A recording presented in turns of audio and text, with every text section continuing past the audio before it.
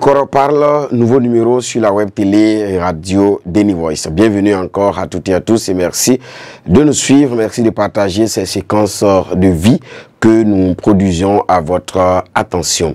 Aujourd'hui, on a décidé de vous parler d'un sujet qui n'est pas très facile à aborder, c'est le remboursement des crédits. Je discute avec beaucoup de gens qui disent que voilà, ils ont prêté de l'argent à des gens.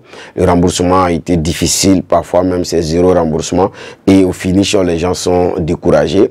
Personne n'est tenté en tout cas de prêter de l'argent à l'autre parce qu'en prêtant son argent, il est presque sûr à 100% que ça ne sera pas remboursé. Je pense que il est important qu'on arrive à rompre cette chaîne-là où effectivement on n'a pas l'habitude d'être reconnaissant, on n'a pas l'habitude de demeurer dans la gratitude. Chacun de nous doit faire cet effort-là.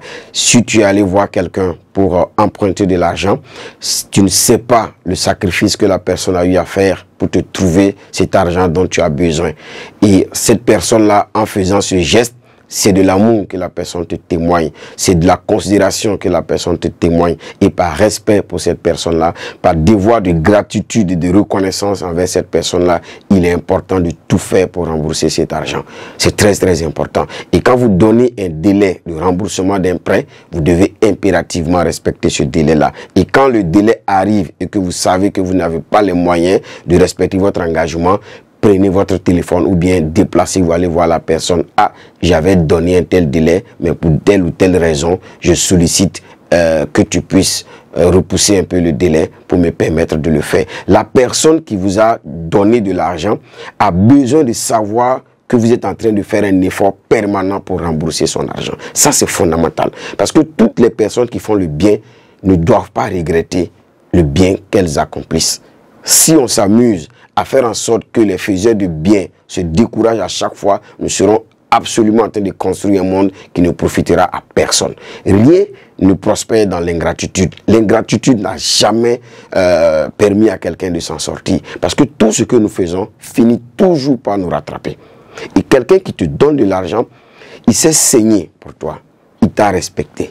Et cette personne en retour a besoin également que tu puisses faire un effort pour ne pas qu'il regrette, qu'il n'est pas que la personne regrette de t'avoir aidé. Donc faisons cet effort-là. Je sais que c'est des moments difficiles.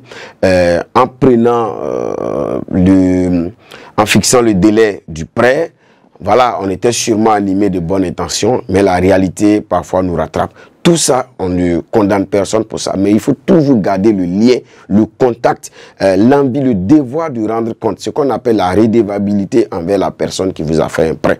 Parce que ce qu'on ne dit pas, la personne qui vous a fait un prêt, vous décidez de ne pas rembourser la personne. D'accord.